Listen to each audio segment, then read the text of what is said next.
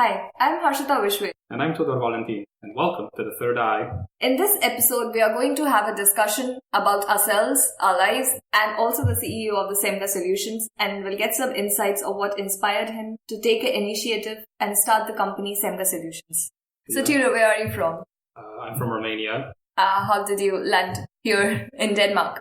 It was actually pretty weird. So, I had a classmate who was coming to Denmark, and I talked to her to see, what's that like? Why are you coming here? And I talked to her, pretty passionately about this country for a little bit because she was really interested in studying here. And so she helped me, find this company that, helps you apply for foreign universities in Romania. And I talked to them, I figured out what documentation I'd need and how to send it and the grades I'd need to be accepted. Yes. And then time passed. I had my final high school exam and it didn't go as well as I thought it would. Yeah. And then the company stopped speaking to me. I just asked the lady that I was talking to, hey, please, where are you? I need help or whatever.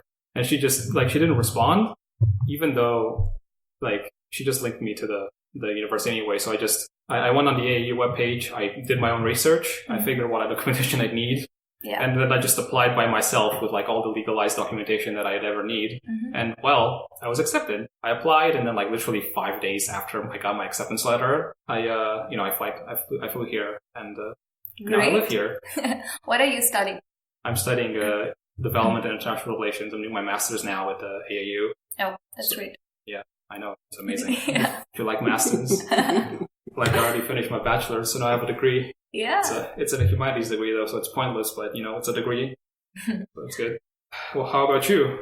I'm from India and I'm an architect. I have 3 years of experience, and after working in a professional life, I thought that it might be a good idea to dig deeper into the studies, and I was very much interested into urban design. I started looking at the universities and I saw Aalborg University and I was pretty impressed by the ranking and everything. So they have their ranking right on their website. It was one of the top 100 universities in the world. Yeah. And I was like, oh my God, it's amazing. And then when I got accepted, I felt so smart. It's great.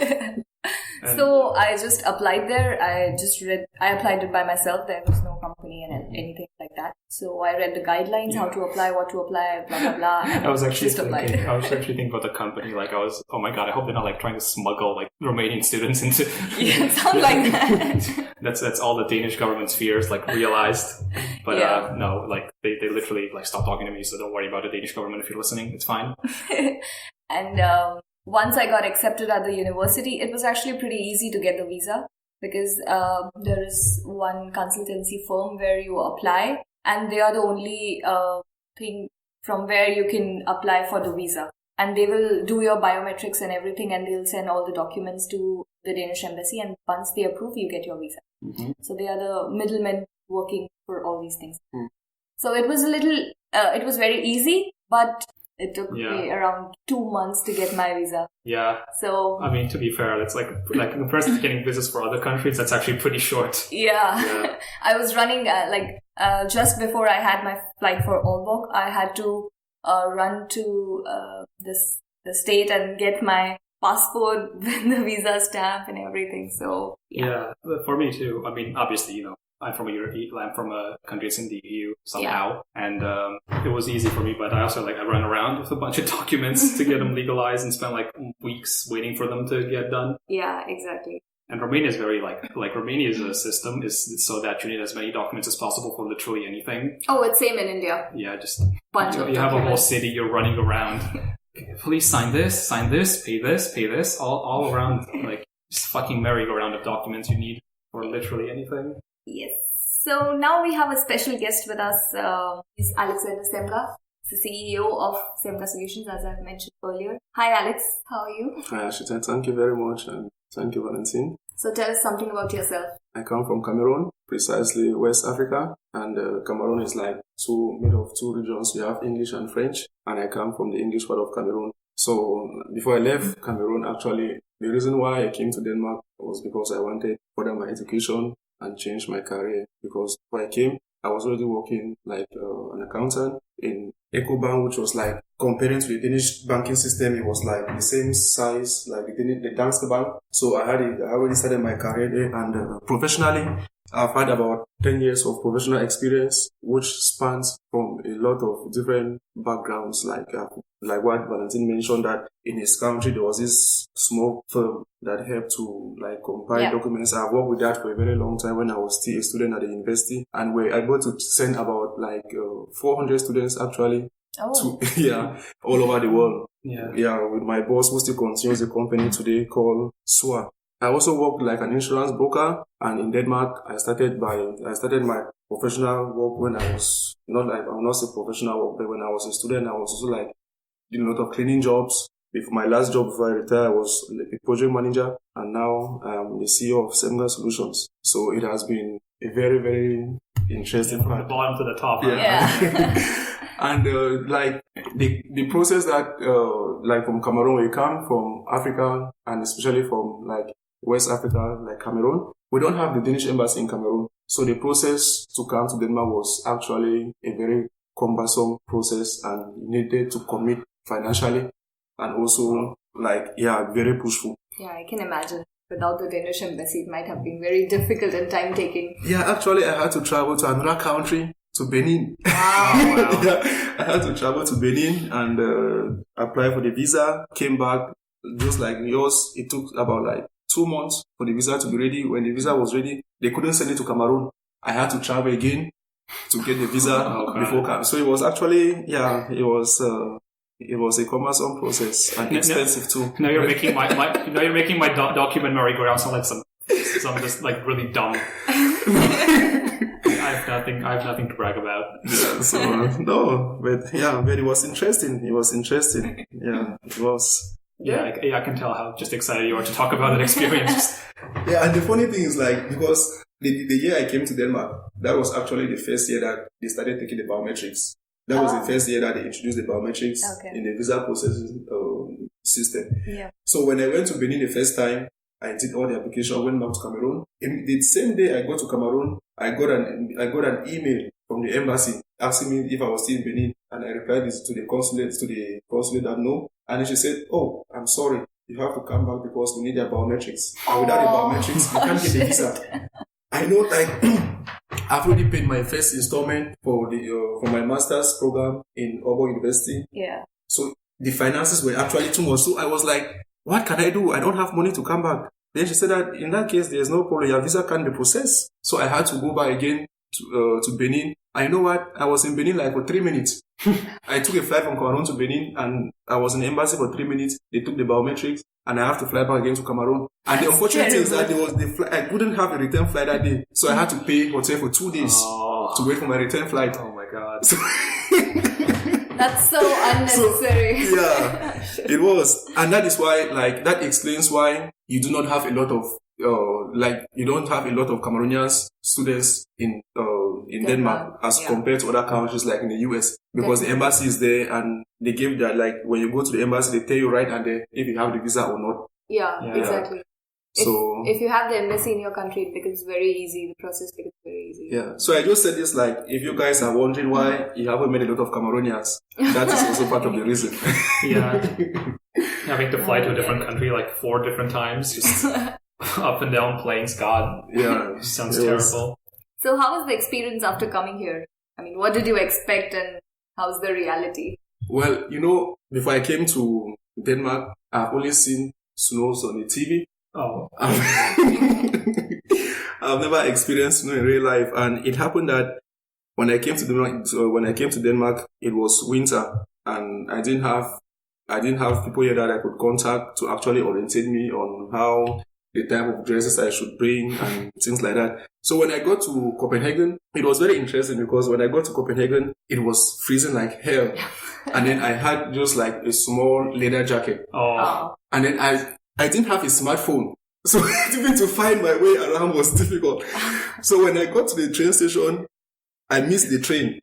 And I didn't have any means of communication. So I had to beg one Danish woman that was also waiting for the train. She helped call a friend that was supposed to pick me in Aalborg. Then when we got to around Vejle, I was supposed to change the train. But I didn't know. I thought that was my final destination. Oh. So I took my 2 big bags. I was running out of the train, and I saw everywhere was so dark. So I asked the train conductor, "Is this Orbo?" He said, "No. If you are going to Orbo, you have to catch that next train." Fortunately, it was almost about to leave. So I was entering. The door was shutting behind me. Oh God. So that day I felt like this was a mistake. Oh yeah. Yeah. Like literally, like the first few days in Denmark were hellish. 'Cause it's a new country. You don't know where you are. You don't know where anything is. Exactly. Like, at least for me, like, it just kind of looks like kind of a European country, but like compact. Yeah. So I kind of familiar with it a little bit, but it's still like, compared to how much I know about the city now, back then it was terrifying trying to find, like, I didn't even have an apartment before I came, because again, like I said, I had 5 days before, like, when I got accepted. Yeah. So I had like no time to prepare anything. I didn't know like how you get like a residence permit. I didn't know how you get a CPR number. Yeah. It was hell, and just running around for like 3 days, and then it took me like a month to find an apartment. It was pretty easy for me, actually. Okay. I don't know. I mean, I just I registered for the student housing from Oh, you go the international. Yeah. Okay. International Yeah. I did that too, but again, I didn't have enough time to like, find something. It's just 5 days. Yeah. And, So I booked that, and like in the beginning they sent you a lot of documents. Yeah. Plus on the website also they recently they have uploaded a lot of documents for new students, which you can just go through, and there are brochures and guides which tell you that what will be the temperature, how the language is, what the culture is, and how people will react to you. It's more developed now. What's the mode of transportation that you should take? And plus, I also contacted a few people who are currently studying in AAU. So I tried to connect with them on Facebook. Mm-hmm. And I actually had like, the buddy system. Yeah. Yeah. So That's that's what I applied for, and it helped me a lot. Yeah, I also had a buddy, and she told me, like, she took me in her car, and she showed me place around, and it was actually very helpful. Yeah, I just met up with my buddy, and actually through her, I met my current roommate. Okay. Oh. Yeah. So like we were both on the same, we have both had the same buddy, so we met up a few times. That's great. Yeah, we hung out, and then we just got the same apartment. Yeah. No, I think the buddy system with Orbo University is actually very good. Yeah. I also had one, but the problem that I had was because my visa took a little bit longer. So that the week that they were welcoming international students, she was actually waiting for me, and I wrote to her that I couldn't make it. So by the time I came, she went for one exchange program. I think it was with ISEC or something. Oh. So she could not help me. Yeah. Oh. So that's why it made it a little bit difficult for me. Yeah. And the first few weeks that I was in Denmark, I was only thinking that maybe the best thing for me was to go back. Yeah, because like the weather was a challenge. Making new friends, going around, it was not easy. Yeah, it wasn't. Yeah. I wanted actually to talk about the snow thing. The fact that like snows in Romania reach winter in Romania reaches minus 30 degrees, and it's terrible. There's blizzards, ice on the ground everywhere. You need like really heavy clothing and like special boots to walk around. Yeah. And then my mother was super worried about coming to a Scandinavian country because she thought winters would be worse. Oh. So in my first package, she packed like a 20-kilo jacket that I literally had. That was funny. Yeah, I literally had to take back with me, like when I visited it one time, because I had no use for it. Because like winters here are so much calmer compared to back home. Yeah. So you could be like an ice man. Yeah. Somebody going to the moon. Yeah. I don't know. For me, it was the first time when I came, it was very easy. I found a lot of Indians. Even I came with 5 people who were studying, who are going to study at. From your country? Yeah. Okay. We came together. We took the same flight. We landed here together. That's nice. Then we just, then there was a guy who came to give us our keys, and he just came to airport, and he dropped us in taxi. We went back home because it was so late. The buses were not working. I had my dad with me. My dad came with me. Yeah, for that the first came with 3 you days. from Romania. Yeah, for the first 3 days, but then he left me alone for the rest, like 15 or whatever. But it was fine because he like paid for me to stay at a hotel for a while. But then I went into the what do you call it, the hostel. The hostel, Yeah. Student accommodation. Yeah, but thankfully I only went there for like 15 days because I had to wait for my apartment to get refurbished. But I'm interested. I would like to know a little bit about it because like I never lived there. I've always I've visited a lot of friends there, and I think that they always have a very cozy environment for students. Yeah. But like, what is if somebody wants to live there, what is the procedure like to get an accommodation from the student? Yeah, so we applied through International Accommodation Office or AKU. There are two different commodities who actually give you student accommodation. International Accommodation Office, it's very popular. And it's not necessary that you always get a room in dormitory. So it's about your requirement. Where do you prefer to live? You can actually make preferences. Yes. Wow, you that can. is very good. So if that is available, they will give that to you. That's actually very good. Yeah. When I used it, it was basically like choose an apartment. I just had like a bunch of apartments I applied for. And it was like 20 people, 30 people, 40 people on the waiting list. So that was fun. But thankfully I found this place. But where you live right now, you live, it is privately owned. Yeah. Okay. Yeah. So Alex, what do you think about Denmark? I mean, you have been here for the longest of us. Yeah. You've been here for 8 years. We are like baby. How do you think that it has changed from when you arrived here and what you expected and now what it has become? Well, I can say that it has changed a lot, and especially in the light of international students, I think it has been a very, very great improvement, because like if you compare what is happening now and the facilities that are available for students to utilize, international students, it was not the same when I came to Denmark, because I actually had it very difficult to get an accommodation. I actually tried. And I remember going to the accommodation office like twice. They told me that I was supposed to have applied before coming. Yeah. But I didn't have that information, you know. So today, from what you were explaining, I can see that. And also what I've witnessed, like I'm also working with International House, you know. So that has also exposed me to another new fountain of information and about the changes that is happening around Aalborg in particular. Yeah, how they are becoming more welcoming towards the new students or whoever is coming to Denmark. Exactly. The new internationals. But now looking at the change now in another atmosphere or another area, because I think our international students, there have been more modifications geared towards helping internationals to get along with their studies and also with the Danish culture and everything. But at the same time, when you compare also into the job market, that has been the biggest problem, because honestly, like when I came to Denmark at that time, it was pretty much easier for us to do the cleaning jobs. You actually had to, sometimes they even had to book you. Like somebody had to say that I have a cleaning assignment on this day. Can you work? So you have to look at your calendar and also see, am I available? Then you call back and say, because I remember like many times I actually called my boss. I was like, I can't work today. Can I call you back tomorrow and tell you when I can work? So it was like, I always had to compare my plan from school and also compare, like make the free time available. Yeah. But today, I have a lot of students coming to me that they need jobs, and actually I've tried to help a couple of them. But the truth is, the job market is very, very close. Even the cleaning job now, to get it is not easy. And now another thing too that baffles me a lot, and it actually keeps me up at night sometimes, because I try to look at the future of international students and internationals like you and me in this place. It is getting more and more, even though they are putting more infrastructures in place to help the cultural integration.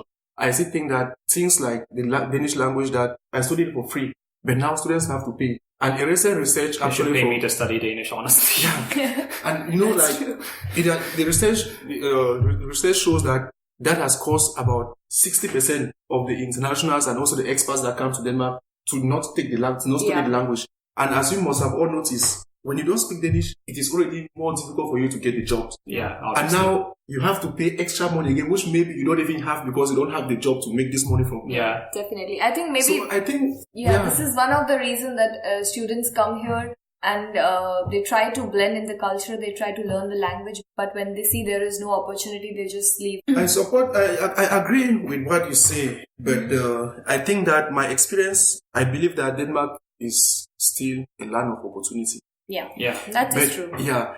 But this opportunity, it depends. I don't think that the system does a lot to support you to seize these opportunities, like in other countries, for example. Because here you have to actually work extremely hard, because the language, we understand that it is already a barrier. And now when it is a barrier already, because it is difficult language, and then another financial barrier comes again. So I understand, like, I really understand if international students are leaving because they feel that they cannot have opportunities here. Because for you to actually access that fountain of opportunity, you have to work extremely hard. And believe me, even right now, like, I speak a little bit of Danish.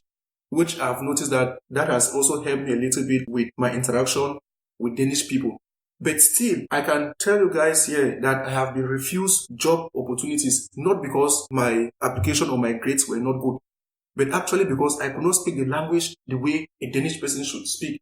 And I think that is very, very unfair. Yeah. That you expect an international to speak the native language without accent. Yeah, that will always be there. I mean, you cannot just have the accent, but you have to accept that. You cannot have unexceptional expectations from someone who's just coming to your country. Especially people who aren't familiar with Scandinavian languages, because they're a very different breed of language. Yeah. And they're like Danish is a very, very weird and specific pronunciation, and it's really hard to get right. So obviously, like accepting people with like an accent in Danish should be fine, because God knows. Like whenever I try to read Danish, I come from a Romance language, so I tend to read everything, how it's written, and Danish is like literally the antithesis of reading words as they're written on paper. So that's my biggest hurdle. I can like read the letters, I can look at the words, but like speaking and hearing it is just very difficult for me. Yeah. So what do you think are the different immigration issues or problems that we see here in Denmark? I mean, from my perspective, like, I don't have much to say because I've been here for 3 years. I've had like, my parents supporting me. So all my hurdles are just coming right now when I'm like looking for a job and trying to learn Danish. Yeah. So for me, my issues is like a white immigrant also. that's the big thing here is that I come from another like EU country. Yeah. So like, I'm going to be fine. The Danish system is like more open towards me. How about you, Alex? Yeah, actually, I have a couple of friends that have left the country because they fear that they could not blend in. And because I can understand their cases too, in as much as sometimes I thought that maybe they could persevere a little bit longer if they really wanted to stay. Because, as an international, especially coming from a non-EU country, the pressure is a lot. Yeah, that's true. The first thing is that you have to study, and your study is not free. You have to pay tuition. Yes. And then you are not allowed to take SU, and also you must not work more than, I think now it's 20 hours. When we came, actually, it was like 15 hours. You could not work more than 15 hours. Yeah, now you cannot work more than 20 hours. So you see, with all those... And in addition to that, it's difficult to get those 20 hours job. It's difficult to get those 20 hours job. Okay, but let me paint a scenario to you guys. Like, imagine that a non-EU student coming to Denmark, he or she has the pressure to study and to pay the tuition, cannot take SU, and also who has limited hours of work. Yeah. This student has a lot of pressure. Yes. When you are studying in class with maybe other EU students, I know that EU students, they have a minimum amount of requirement in order to get SU. Yes. But it is lighter for them.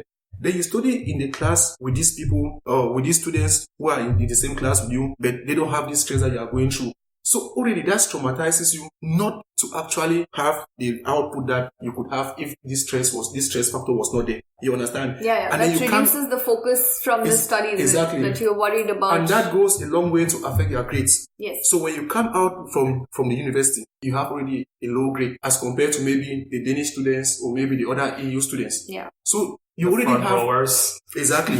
You already have a disadvantage to compete in the job market. And at the end of the day, because you were doing all these things, you didn't have time to study Danish. So how are you going to stay in Denmark? Because in order for you to stay in Denmark, there are also conditions about the residence permit. Yeah. So you see at time, by the time these students finish their university study, they are already exhausted. They don't have time to pursue further integration.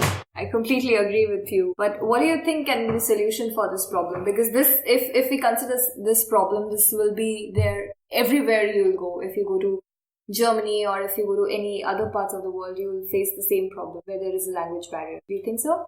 Yeah, I think actually, it depends where you go. For example, I have a lot of friends, and I think all of you guys also have some friends in the US. Yeah. They don't have this language barrier. Yeah, exactly. Yeah. Also in England, they do not have this language barrier. It's mainly about the language, actually. Exactly. So. Yeah. And in Germany, I think Germany has a very good system because, I don't know how it is in other, when you come from India or when you come from Romania, but most of the people that I know that I've worked with that have gone to study in Germany, they have this minimum requirement for their language. So before you even get the admission, they ask you for a minimum requirement that you can maybe say good morning or whatever in the language, right? So by the time this student moves to Germany, the student already have a little bit a of minimum knowledge about of this. the language. And that alone is a motivational factor for this student to learn the language.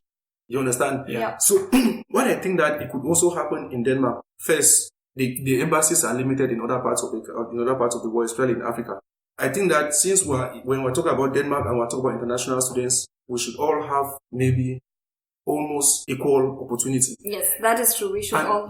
And the equal opportunity in this way should be, first, they could make the language free to encourage us to study it, and maybe include it in some of the curriculums in school. Yeah. So that it should actually form maybe a little, even just 2 ECT of our study. Yeah, that will give extra motivation. Yeah, I think that will actually help students to or motivate them to study the language, or at least there will be some pressure so that you have to pass. So exactly. That pressure will make you study. Yeah, one of the reasons I haven't really learned Danish is because English is so common and used here that you can get by with it so easily. It almost feels like you don't even really need to speak Danish when you speak English in this country. But that is also true. It's okay. It's a good thing that you can use another language to be understood. It is a good thing, but now the problem comes when you are when you're entering the job market. Yeah. Because the truth is, you can live in Denmark for the next 100 years with your English and you will still get along. But now, if you are looking for jobs, for example, if you get a job in a company, like a salesperson, you have first of all, your primary market is Denmark, and maybe your secondary market is maybe US or UK. But you are dealing with a company. For example, if you are working for a company like Nowaku, for example, that sells food products, and then they have customers in Denmark that you have to service. Then you as a foreign student, you have a clientele that is made of Danish people. Yeah. You need to service them. Yeah. You have this good job, you have this good salary. How are you going to do your job without the language? No.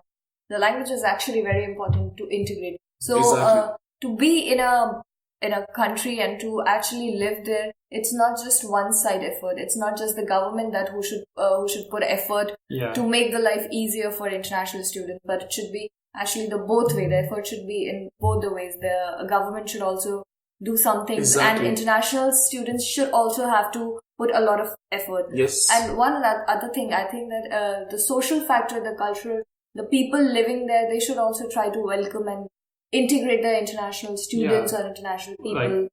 I don't know what's been like for you, because obviously I'm going to speak from a place of privilege now, but for me it's been pretty simple. People have been pretty welcoming. I don't know, because Danish people seem, pretty cool. As compared to Romania, it's like measuring smiles in the crowd. In Romania, everyone is just the worst scorn of all time. I remember noticing this because I lived in Australia for 3 months. Yeah. One summer, I went to live with my aunt who lives there, and everyone there was a lot more cheery. People were happier. Everyone was just doing fine. It was all right.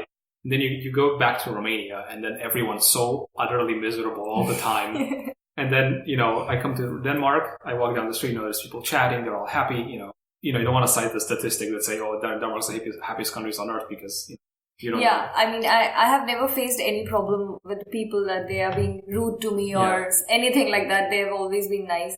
And, Danish people have always been very nice to me.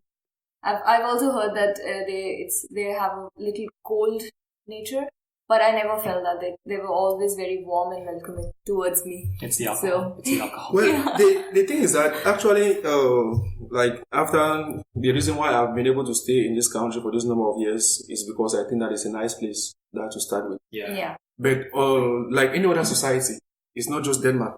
Like any other society, it also has its own strength and weaknesses. Yeah. And Denmark, like any other country in the world, I agree with the fact that they have very good people. Yeah. But we cannot also deny the fact that there are actually some set of people who would make the name of the country or would tarnish the name of the country. Yeah, definitely. Because there are always some people who are very good and there are always some people who... I've had some terrible experiences. Yeah. And the reason why I want to recount some of these experiences is because I would like to use the opportunity to tell some people maybe who are listening to us right now that if they have experienced something similar, it doesn't mean that everyone is like that. Yes, exactly. You understand? Yes. And as an immigrant, one thing that I also like to give like an advice or a tip is that as an immigrant, no matter what you experience, always have an open mind.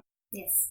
Always have an, when you engage in that process of immigration, know that you are leaving your homeland, you are leaving your area of that you have known all your life. There's a lot of things to leave behind. So the only element or weapon that you need to come forward is to always have an open mind. I live in an address around just about 5 kilometers away from Obo, where it was mostly old people. I was living with this guy, an old man. He was about 60. He had problem with his back. He gave me one room in his apartment to stay, and he was very nice man. When I would come out from work in the morning at 6 o'clock, coffee was ready for me. I didn't understand Danish. I didn't even speak Danish. And he didn't understand English. Yeah. But somehow we're getting along.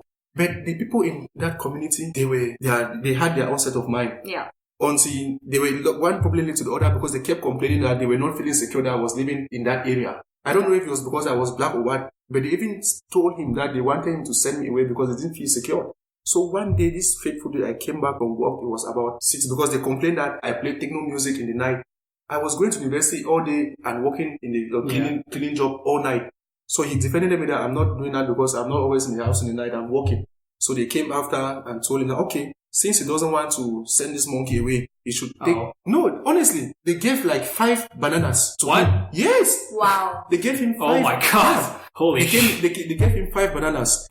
So I could see that something was disturbing him. Yeah. So when my ex-girlfriend came, they were talking in Danish. And after she said she didn't know how to tell me what they discussed. I said, yeah, but I heard something about banana. I know that is banana. Just give it to me the way it is.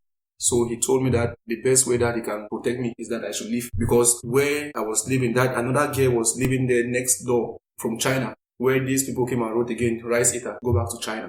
That was another case. Another scenario, I was going... God. Another scenario, you landed in a racism district, but like in the house of like the one non-racist, exactly, old Danish guy in the whole fucking street. So Jesus Christ. These incidents I'm telling you guys happened like a few years back, right? Yeah. So they're all dead. All the old people are dead now. No, there's no more racism in Denmark. It's fine. The thing is, okay. So I was going to the club in Aarhus with a few of my friends, and when we came, the funny thing is that the guy that was on the security guy, he was black, and then he looked at me and my friend. He said that we could not come in because the policy of the club was that they could only allow 2 black people per night, and there were already 2 black people there.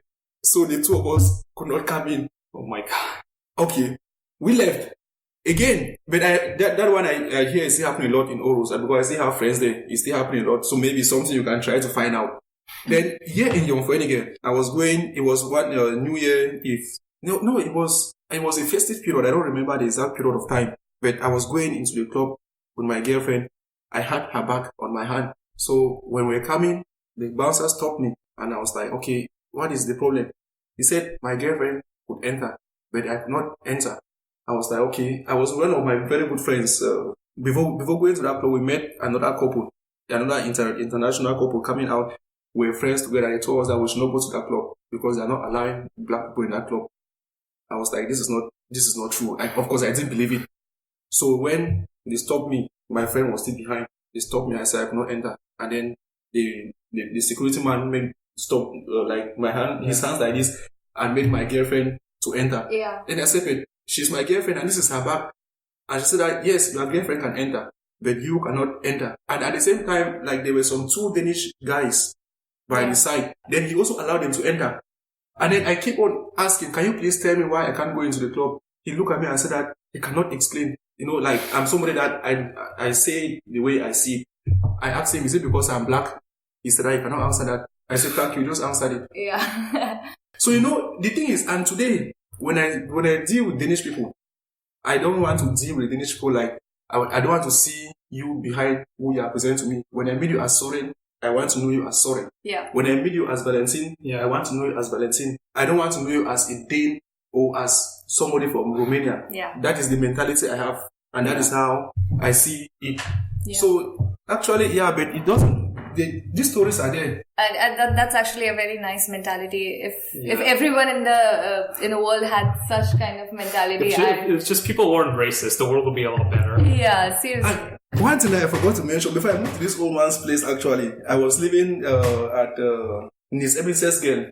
I was living at Nice Ebrisensgen, and one Danish guy. You know this thing about Danish humor. That's one thing I also want us to remember, because the Danish humor is very funny.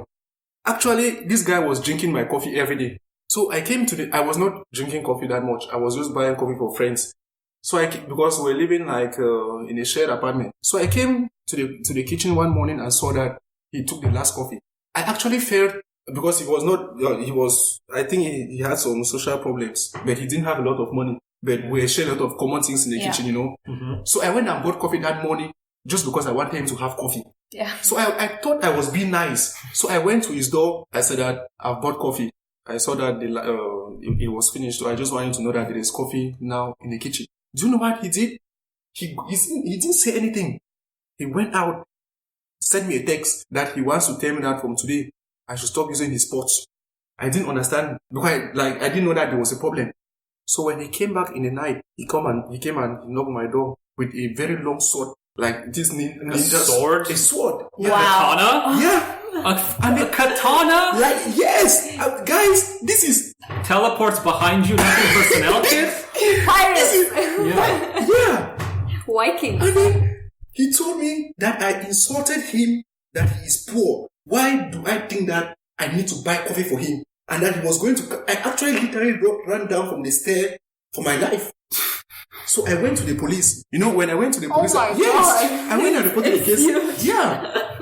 Because I was scared. I could not even go back to pack my things. Yeah. So I went and reported the case to the police. So they checked in the system, because I gave the address. And they checked in the system, and the police told me that the best they can do is to call him in to question him, because he is not very okay. Yeah. But if he doesn't come, there is nothing they can do about it. Yeah. But you know what? I was not satisfied, because I thought the police were being racist. So I closed the case. I decided not to think about it. Racist? No, that was my thought. Yeah. That was my thought. You know, like after you have experienced a lot of things, if you are not strong-minded, you can feel that. Yeah. Yeah. Then you start feeling that everyone is racist and everyone is attacking you. Exactly. So when I leave from that place, because I invited some of my friends, they came and helped me with pack, so you saw like big guys around, so you know that they could not attack me. I was also scared. Yeah. So we packed out. 4 years later, then I got a call from the police, Bobo police, and they said that this is. They are calling me to tell me that they found out the case, and actually they went and inspected his house, and discovered a lot of illegal things that were going on and some weapons. Oh wow! Yeah, so they just want to tell me that if I'm still interested in pursuing the case, I should let them know. I just told the man that no, I've moved long time and I have a place now. So, but you know what? The reason why I mentioned this about the police too was because that gave me a lot of confidence in the Danish system. Yeah. Understandable. Yeah. You understand? Even if it took 4 years. Yeah, even if it took 4 years. Yeah, but it made me to feel that like I was also like considered. Yeah, exactly. Yeah. But because when all these kind of thing keeps on happening with you, you feel like that everyone is attacking you. Exactly. And especially when you are in a new environment and a new country and you don't have any friends and you have been accused of being black every time. So... And did I mention this one to you guys about when I entered the bus and an old man asked me when me and my parents were going back to Africa? Oh, yeah. So the reason why I'm saying all these stories for us to understand that no matter where we go, because I cannot tell, if you come to Cameroon today, I can tell you that there are also people that will not want to speak to you because you are white. So it happens everywhere in the world. Yeah. Exactly. So, but as immigrants, yes. Yeah, but I think that the mentality of old people, it still takes a lot of time for them to actually adopt the new culture and the new things that are happening, because they already have a set of mind, and it's very difficult for them to move out of their comfort zone and actually accept new changes at that age, that particular age. Yeah. So they are not comfortable with the new environment and new things and new changes. So that's why they just attack everyone. That's not an excuse to do that, I'm sure. But it's just an explanation. Because I recently, and they also have their own, they have the set of mind I met a lady in the bus, and she told me that the immigrants, international students, they just come here into the country, they study for free, and then they just go away. So there is a reason why they go away, but they don't understand that part. Exactly. Why they actually move out. Yeah. So actually, we should point out that there is a gap between the understanding, and we should do something to fulfill that gap, that misunderstanding that has been there. That why the natives actually hate internationals or they don't like them and vice versa. Yeah, I think you are very right. So some of the things that we should also make people to understand is that these stories, they are both good and bad stories, you know. So if you have a story of something that you have experienced that is also a positive thing, you are welcome to maybe let us know about it. Because when I say these things, it is to prepare the mind of other people maybe who are experiencing this, to see that even though you might have experienced it one way or the other, but there is still a way forward. Because I still love Denmark, I still love the Danish people. But as you mentioned, I want to differ with you, Harshita, because it's not just the age. No. Because there are actually some young people too who unfortunately have that. Yeah, definitely. There are always some people who always ruin the bad. There's always a bad fish in the good in the sea of pot. But how do you think that we can solve this? Like how can we bridge this? How can we bridge this? Like how can we find a balance? As you said that between how do we end racism? Yes, exactly. How do we end racism? Yes, that is the question. Yeah, I'm sure this podcast is just so well equipped to answer that. That is the question. Yeah, I don't think that I am profound enough to answer that question. But I think that we are doing this podcast to resolve that problem, to bridge that gap between the understanding of natives and the internationals, and whatever gaps are there, just to fill them by talking, whatever problems they have by discussing. Because everything can be solved by talking and discussing those things. It's not world war that we are facing here. These are very minor and trivial issues which are causing big problems in a very happy city. Yeah, I think this podcast is going to be a good way for people from all walks of life, and mostly people who are like immigrants and people of color, to voice their experiences and opinions in a way that someone who is a bit more close-minded could listen to, understand, and empathize with. Yes. Yeah. And of course we have Semga Solutions to bring it, the initiative that you have started. Thank you very much for mentioning that, Harshita, because actually that is what we are trying to do at Semga Solutions. Because we understand all these problems that comes as byproducts of immigration. So that is why Semga Solution is trying to address these issues as from the background of immigrants. Yeah. Because as immigrants, we understand our own problems. And I think that no matter how the government is trying to solve immigration issues, we the immigrants will also have to support in being part of the solution and not the problem. Because if we can work hard to integrate ourselves and to blend with the culture, and we also work to help ourselves and help the community, it will not be a very long time before the Danish society would appreciate the role of immigrant in the economy. Yeah, and not only Danish society, like everywhere, every society, every culture, they accept the new culture or new immigrants or new person who's coming into their country. Or So everywhere that you are as an immigrant, it doesn't matter if it's within the confines of Denmark or Germany or wherever, just try to be part of the solution and not part of the problem. And like what the question you asked Valentin about, how can we stop racism? I know that you guys are going to discuss a lot about that, but since I have the opportunity to be here today, let me give one tip, the way I address it, because after all these things, people may be surprised, but why is he even doing this? The reason why I'm doing this is because I understand that those who suffer from racism, or those who make those acts, they are those who are, forgive me, but I think that they are sick. And the sickness in this way is illiteracy. So I believe that these people should be educated. Yeah. And the way you should meet them in that education is not by being violent, but it's by maybe approaching them and maybe trying to understand why they think the way they think. And you'll be shocked that sometimes they don't even have answers. As I said earlier, that by talking we can resolve every problem, and that's why this podcast is here. And I think by talking we can make a podcast, and hopefully the podcast can change the world. Yes, I hope so. And this brings us to the end of this podcast, of this episode. Yeah. So thank you so much, Alex, for the time and the information that you have provided us. We hope that Semga Solution will bring out the change that we are looking for. Thank you very much. If you like what you hear now and you'd like to listen to more, you can support us on Patreon at patreon.com/thirdeyepod. Also, this podcast is a self-sustaining project where we rely heavily on our donations from the patrons. So if you like what we are doing, you can donate us through our website, which is semgasolutions.com/podcast. And stay tuned for a new episode as we look the world through the third eye. Hey, it's me, Tudor, coming to you from my home, which is why the recording might sound a bit different since I have my own audio setup, which involves putting a blanket over my head. I want to say that in this episode we talked about the Danish language being a barrier to entry for integrating into Danish society. And since the episode was released, the Finance Aid of 2020 was unveiled by the Danish government, which details plans to tackle Danish education for immigrants, specifically. And we're going to talk about it and more in relation to the Finance Act in the next episode, which is why we're releasing both at the same time. So some of the information in this is outdated, thanks to, politics. Anyway, thank you. Bye.